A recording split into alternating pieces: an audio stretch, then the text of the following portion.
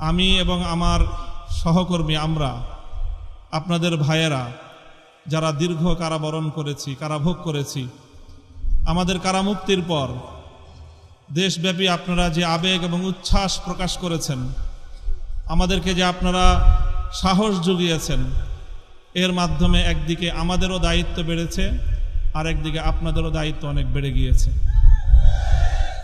প্রথমে আমি আমাদের দায়িত্বের কথাটা বলি। আলহামদুলিল্লাহ, আমাদের কষ্ট হয়েছে। আমরা এটা বলবো না যে জালিমের জিন্দানখানায় আমাদের কষ্ট হয়নি, তা নয়। আপনজন থেকে বিচ্ছিন্ন থাকা, স্বাধীনতার জীবন হরণ করে বন্দি খাঁচায় আমাদেরকে বন্দিত্বের শেকলে বন্দি করে রাখা, এটাই ছিল আমাদের জন্য অনেক বড় যন্ত্রণার বিষয়। সেই বন্দিত্ব থেকে মুক্তির পর দেশব্যাপী হেফাজতে ইসলামের নেতাকর্মীরা এবং সারা দেশের দলমত নির্বিশেষে সকল শ্রেণী ও পেশার তৌহিদি জনতা যেভাবে কারামুক্ত হেফাজত নেতৃবৃন্দকে উচ্ছ্বাসের সাথে, আবেগের সাথে বরণ করে নিয়েছেন, তাতে আমরা বুঝতে পারছি যে আমাদের আগামী দিনে আমাদের দায়িত্ব অনেক বেশি। এবং আলহামদুলিল্লাহ, আল্লাহ পাক রব্বুল আলামিনের নিকট আফিয়াত চেয়ে আল্লাহ আমাদের জন্য সহজ করুন, এই দোয়া করে শপথের বাণী উচ্চারণ করতে চাই। আমাদের সকল কারাবন্দীদের পক্ষ থেকে আমি সে কথা উচ্চারণ করতে চাই।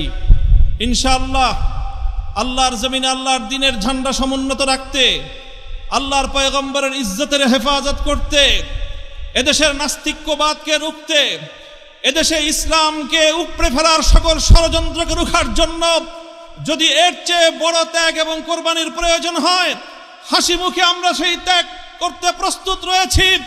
জীবন দিতে হলে জীবন দিতে প্রস্তুত রয়েছি।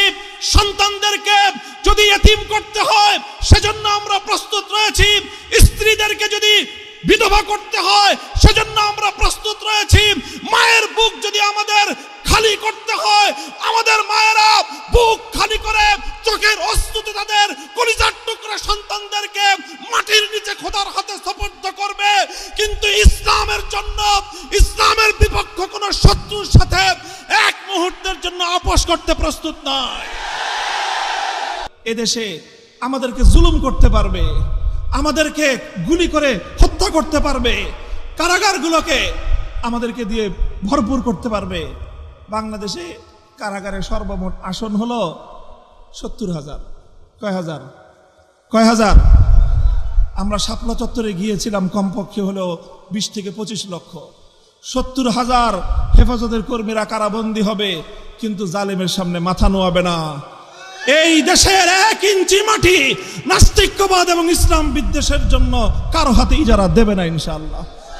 আল্লাহ পাক আমাদের সকলকে তৌফিক দান করুন, কবুল করুন।